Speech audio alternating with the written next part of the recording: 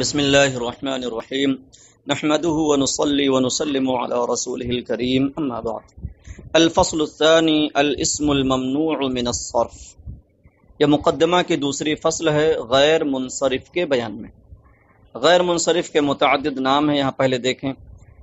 آگے فرماتے ہیں الاسم الذي لا ينصرف ويسمى الممنوع من الصرف وغير المنصرف والمتمكن الغير الأمكن أيضا هو ما فيه علتان فرعيتان من العلل التسع أو واحدة منها تقوم مقامهما۔ الاسم الذي لا ينصرف، وہ اسم جو منصرف نہیں ہوتا۔ تو اب اسے اس میں الاسم الذي لا ينصرف یہ مبتدا ہو جائے گا، اس کی خبر آگے ہوا ما فيه علتان فرعیتان، یہ اس کی خبر ہو جائے گی، تعریف ہو رہی ہے۔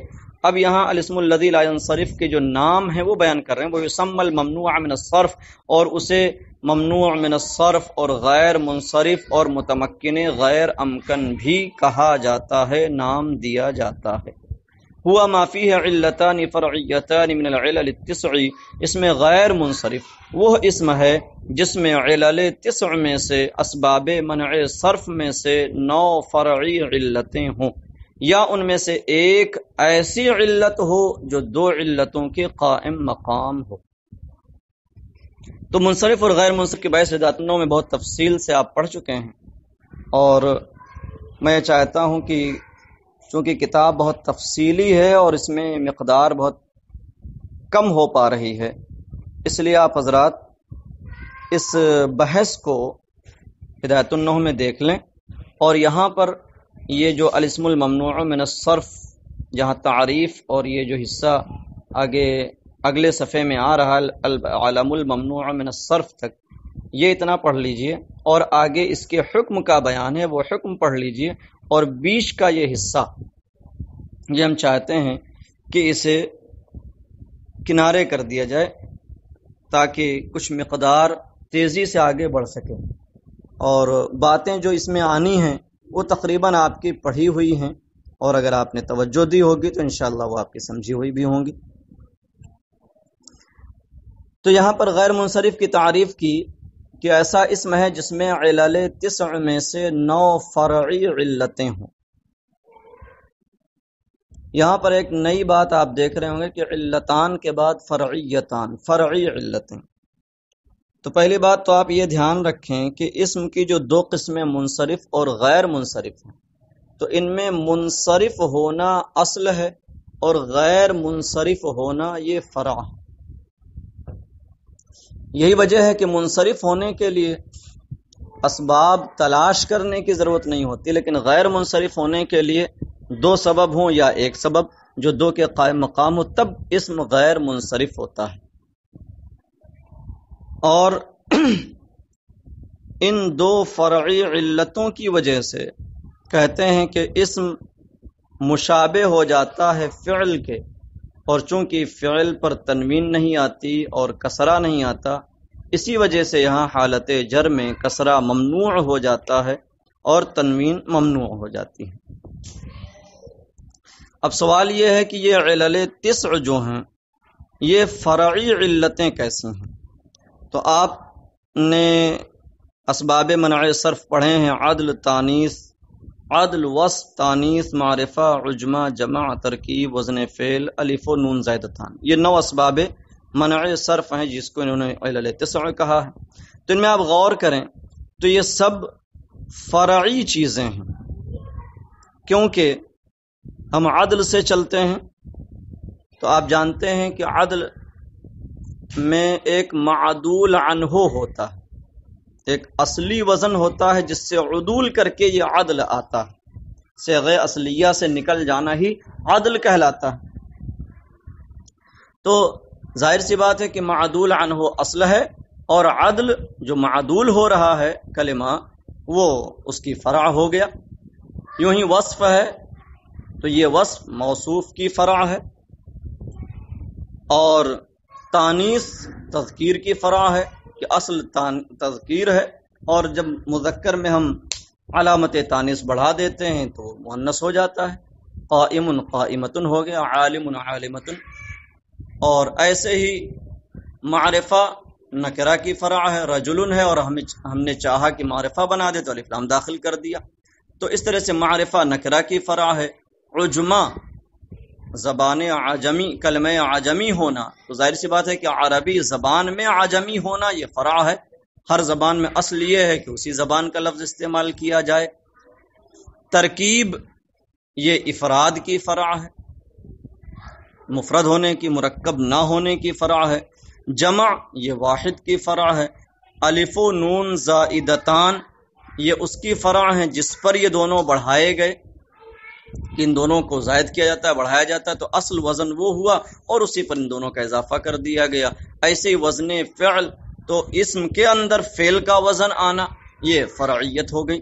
تو یہ جتنے بھی اسباب ہیں یہ سب کے سب فرعی علتیں ہیں. اسی لیے کہا ہوا ما فیہ علتان فرعیتان من العلل التسع.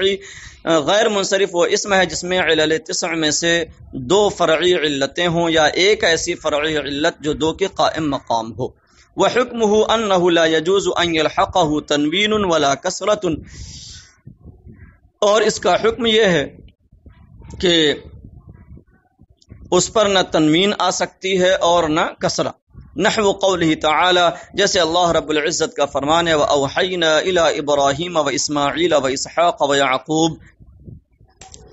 تو یہاں دیکھیں إِلَىٰ إِبْرَاهِيمَ وَإِسْمَاعِيلَ، إِلَىٰ حرف جار، اور ابراہیم، اسماعیل، اسحاق، یعقوب مجرور ہے لیکن حالت جر میں کسرہ نہیں بلکہ فتحہ آیا اور تنوین بھی نہیں آئی. وقولہ تعالی، اور جیسے اللہ رب العزت کا فرمان یعملون له ما یشاء من محاریب وتماثیل. محراب کی جمع محاریب اور تمثال کی جمع تماثیل. تو یہاں بھی من کے بعد مجرور ہے لیکن حالت جر میں فتحہ، کسرہ نہیں آیا، اور فتحہ آیا اور ساتھ میں تنوین نہیں آئی. آگے کہتے ہیں علل التسع کون ہے؟ والعلل التسع هي الجمع والتانیث والعدل والوصف والترکیب والمعرفت والعجمت ووزن الفعل والالف والنون الزائدتان. وہی جنہیں آپ نے اسباب منع صرف کے نام سے نحمیر میں یاد کیا اور پھر دات النو میں پڑھا، وہی ساری چیزیں ہیں.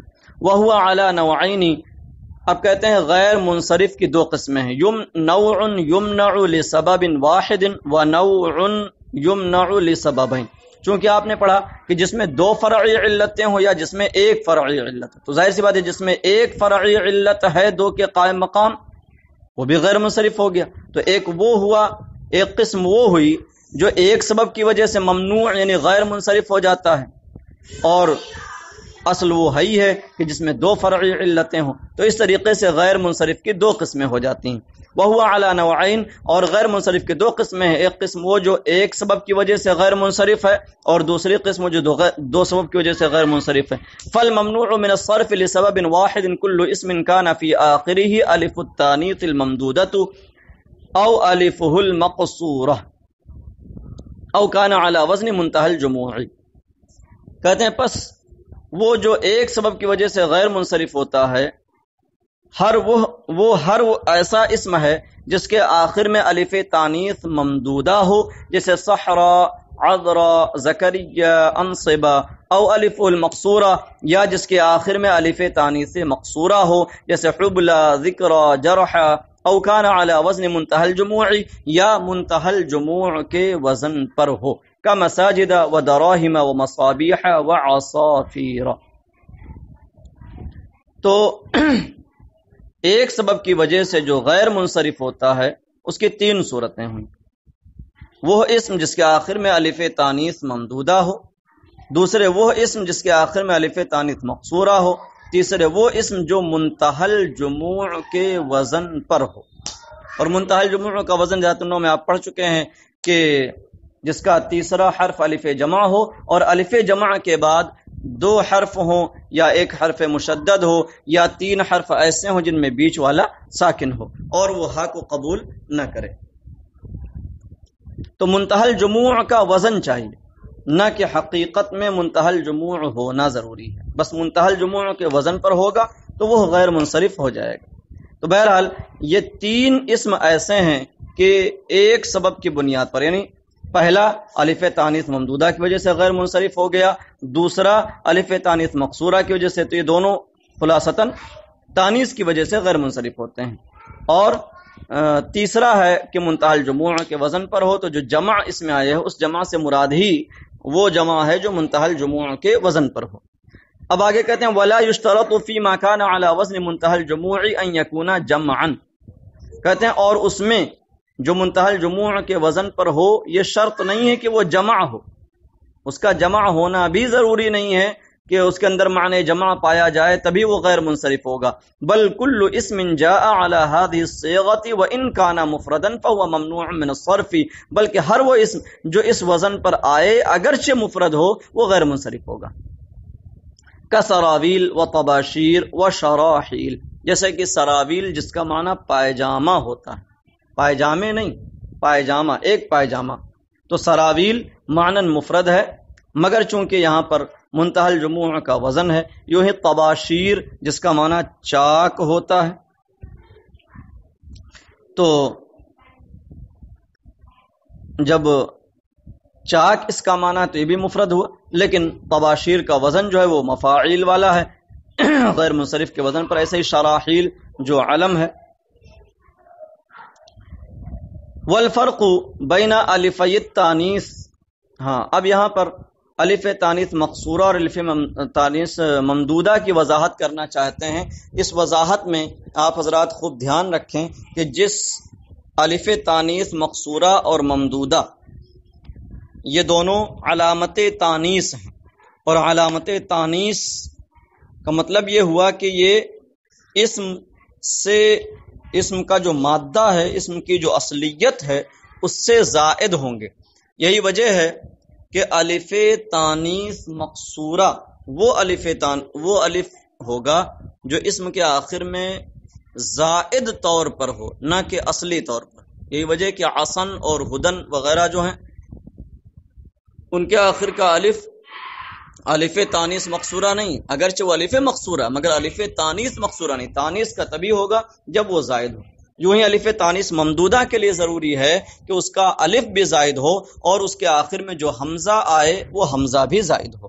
تو کہتے ہیں والفرق بین الف التانیث ان الف التانیث الممدودہ ہی الف زائدۃ للتانیث فی آخر الکلمۃ بعدها حمزۃ، اور تانیث کے دونوں الف کے درمیان فرق یہ ہے کہ الف تانیث ممدودہ وہ الف ہے جو کلمہ کے آخر میں تانیث کے لیے بڑھایا گیا ہو جس کے بعد حمزہ ہو۔ تو دیکھیے جب الف کے بعد حمزہ آئے گا تو وہاں مد ہوگا، اسی لیے اس الف کو الف ممدودہ کہا گیا۔ نحو صحراء و حمراء و سوداء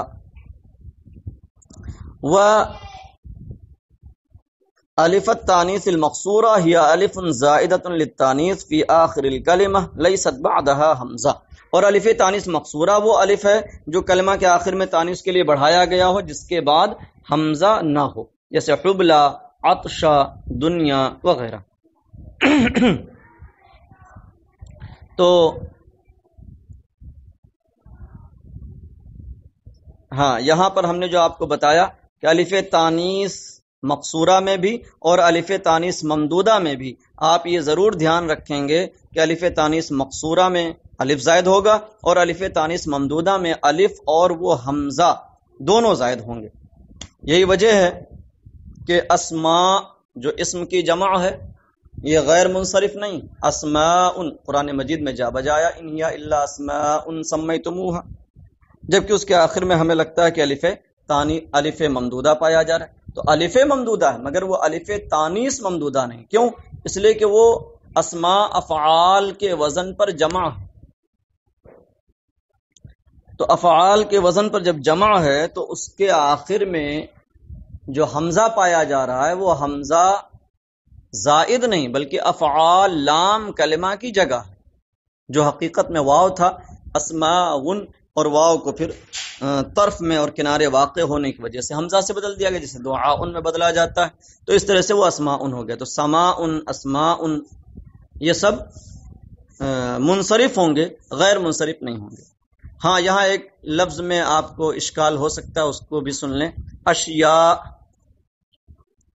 جو مشہور قول کے مطابق شے کی جمع ہے، تو جب شے کی جمع اشیاء ہے تو یہ بھی افعال کے وزن پر ہوا، لیکن یہ کلام عرب میں غیر منصرف استعمال ہے، اور جب ہم یہاں اسباب کا پتہ لگاتے ہیں تو اسباب میں دو سبب ایسے نہیں پائے جاتے جس کی وجہ سے وہ غیر منصرف ہو سکے، کیونکہ الف تانیث ممدودہ والا معاملہ کٹ ہو گیا، کیونکہ اس کا حمزہ بھی زائد نہیں، جب اس کا حمزہ زائد نہیں تو غیر منصرف نہیں ہوگا۔ تو اب اس میں تھوڑا اشکال اس لیے ہوا کہ اور کوئی سبب پایا نہیں جا رہا، الف تانیث ممدودہ والی بات ہے نہیں، جبکہ یہ قرآن مجید میں بھی غیر منصرف آیا۔ اللہ رب العزت ارشاد فرماتا یا ایھا الذین آمنوا لا تسألوا عن اشیاء ان تبد لکم تسؤکم، تو عن اشیاء نور الاضاء آپ نے پڑھی ہوگی، اس میں بھی جا بجا اشیاء کا اعراب جو ہے وہ غیر منصرف ہی دیا ہوگا، عشرۃ اشیاء، ثمانیۃ اشیاء، جو فصل کے شروع میں نواقض وضو یا مستحبات یا اس طریقے کی چیزوں کا ذکر ہوتا ہے تو اس میں اس طریقے سے اشیاء کا بار بار ذکر آیا اور اعراب یہی لگا ہوا۔ تو یاد رکھیں کہ اشیاء غیر منصرف ہے، اس پر تو اتفاق ہے، کیونکہ افصح الکلام قرآن مجید میں وارد ہے اس کا غیر منصرف ہونا، اور اصل کلام عرب میں استعمال ہونا ہی ہے۔ باقی اسباب کا تلاش کرنا تو یہ تو بعد کی چیزیں ہیں، کلام عرب میں وہ بھی افصح الکلام میں جب وہ غیر منصرف وارد ہے تو ہم اسے مانیں گے کہ غیر منصرف ہے، کوئی سبب ہمیں ملے یا نہ ملے۔ اب یہ ہے کہ قواعد بنانے والوں نے، وضع کرنے والوں نے جانفشانی کی، اور جو بھی امثلہ تھے، مثالیں تھیں، ان میں غور و فکر کر کے یہ سارے نتائج اخذ کیے اور اس طریقے سے قاعدہ کلیہ بنایا۔ تو اس میں بھی غور و فکر کیا، اور کچھ لوگوں نے یہاں پر یہ تعویل کی کہ یہ اشیاء غیر منصرف حمراء پر محمول ہونے کی وجہ سے، چونکہ اس کے وزن پر ہے اس لیے یہ غیر منصرف ہے۔ اور بعض لوگوں نے یہ کہا، سیبویہ جو ائمہ نحو میں سے ہیں ان کا یہ مذہب ہے کہ یہ شے کی جمع اشیاء افعال کے وزن پر نہیں بلکہ فعلاؤ کے وزن پر یہ اسم جمع ہے، یہ جمع نہیں ہے بلکہ یہ فعلاؤ کے وزن پر اسم جمع ہے، جیسے نعماؤ نعم کے معنی میں اسم جمع ہے، ویسے ہی اشیاء جو ہے یہ فعلاؤ کے وزن پر مفرد ہے مگر معنی جمع کا دیتا ہے، اس لیے اسے ہم سمجھتے ہیں کہ یہ شے کی جمع ہے۔ تو یہ فعلاؤ کے وزن پر ہے، تو فعلاؤ کے وزن پر تو شیعاؤ آتا ہے نہ کہ اشیاء آتا ہے، تو اس میں کہتے ہیں کہ قلب مکانی پایا گیا کہ از حقیقت میں یہ شیعاؤ ہی تھا، اور اس میں قلب مکانی کا مطلب یہ ہوتا ہے کہ جو فا عین لام کی ترتیب ہے اسے بدل دیا جائے، اس کی جگہ کو تبدیل کر دیا جائے۔ تو اب اس میں تبدیلی یہ کی گئی کہ شیعاؤ جو اصل میں تھا، تو جس میں لام کلمہ کی جگہ حمزہ تھا اسے اٹھا کر کے فا کلمہ کی جگہ کر دیا گیا، اب فا کلمہ جو شین تھی وہ عین کلمہ کی جگہ، اور یا جو عین کلمہ کی جگہ تھی وہ لام کلمہ کی جگہ آ گئی، اور اس طریقے سے یہ اشیاء بن گیا۔ تو یہ سیبویہ کا قول ہے، اور کچھ حضرات نے کہا جو ابھی میں نے بتایا کہ حمراء پر محمول ہونے کی وجہ سے یہ غیر منصرف ہے۔ بہرحال تو یہ پہلی قسم کا بیان ہو گیا کہ جو ایک سبب کی وجہ سے غیر منصرف، وہ تین طرح کے اسم ہیں، ایک وہ جس کے آخر میں الف تانیث ممدودہ ہو، دوسرے وہ جس کے آخر میں الف تانیث مقصورہ ہو، اور تیسرے وہ جو منتہی الجموع کے وزن پر ہو۔ والممنوع من الصرف لسببین اما علم و اما صفت، اور جو دو سببوں کی وجہ سے غیر منصرف ہوتا ہے اس کی دو قسمیں ہیں، یا تو وہ علم ہوگا یا صفت۔ کہتے ہیں اب جتنے بھی غیر منصرف اسما ہیں جن کے اندر دو سبب پائے جائیں گے، ان کو جب آپ دیکھیں گے تو ان میں دو طرح کی چیزیں ملیں گی، یا تو وہ علم ہوگا یا وہ صفت ہوگی۔ علم ایک خود سبب ہے، یوں ہی صفت بھی ایک خود سبب ہے، علمیت سبب ہے۔ تو اب کہتے ہیں کہ علم جو غیر منصرف ہوتا ہے دو سببوں کی بنیاد پر غیر منصرف ہونے والوں میں ایک قسم ہے، تو کہتے ہیں یہ 7 صورتوں میں غیر منصرف ہوتا ہے۔ نمبر 1 یہ ہے کہ علم مؤنث ہو، اس کے اندر علامت تانیث چاہے تا پائی جائے چاہے وہ مؤنث معنوی ہو، دوسرے وہ علم جو عجمی ہو. الثانی ان یکون علما اعجمیا زائدا علی 3 احرف، علم عجمی ہو یعنی اس کے اندر عجمہ پایا جاتا ہو اور 3 حرف سے زائد ہو، کیونکہ جو 3 حرف پر ہو اس میں آپ نے پڑھا ہے کہ کچھ اختلاف ہے. اور تیسرا علم ہے کہ اس کے اندر وزن فعل پایا جاتا ہو. اور چوتھا علم ہے کہ وہ ترکیب اس کے اندر پائی جاتی ہو، جیسے بالابک اور مادی قریب ہے. پانچویں قسم ہے وہ علم جس کے آخر میں الف و نون زائدتان پایا جائے، جیسے عثمان، عمران وغیرہ. اور چھٹی قسم ہے وہ علم جس کے اندر عدل پایا جائے، اور انہوں نے ایک قسم زائد کی ہے، ساتویں قسم، وہ علم جس کے آخر میں الف الحاق پایا جائے. تو یہ 7 طرح کے علم انہوں نے شمار کرائے ہیں جو غیر منصرف ہوتے ہیں. تو اسی کو انہوں نے کہا ہے وَيُمْنَعُ الْعَلَمُ مِنَ الصَّرْفِ فِي 7 مواضع، اور علم 7 صورتوں میں غیر منصرف ہوتا ہے. اور صفت جو ہے وہ 3 مقامات میں، آگے لکھتے ہیں تُمْنَعُ الصِّفَةُ مِنَ الصَّرْفِ فِي 3 مواضع، کہ صفت 3 مقامات میں غیر منصرف ہوتی ہے. پہلی صورت یہ ہے کہ صفت اصلیہ ہو اور افعال کے وزن پر ہو، یعنی احمر یا افضل وغیرہ جیسے ہیں.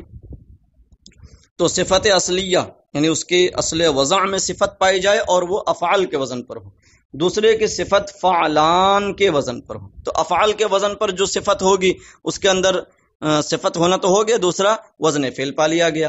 اور وہ صفت جو فعلان کے وزن پر ہو اس کے اندر دوسرا وزن آخر میں الف نون زائدتان ہونا پایا لیا گیا، جیسے عطشان، سکران وغیرہ ہے. اور تیسری صفت ہے کہ وہ صفت معدولہ ہو، ایسی صفت ہو جس کے اندر عدل پایا جاتا ہو، جیسے ثلاث اور مثلث اور اخر آپ نے پڑھا ہے. تو یہ 3 صورتیں ہوتی ہیں صفت کے غیر منصرف ہونے کی. تو یہ ہم نے اجمالاً آپ کے سامنے بیان کر دیا ہے. کتاب کا عکس بھیج دیتے ہیں، اس کا آپ حضرات مطالعہ کر لیجئے. اب آگے صفحہ 49 پر حکم اسم الممنوع من الصرف کی بحث آ رہی ہے، اگلے سبق میں انشاءاللہ اسے پڑھیں گے.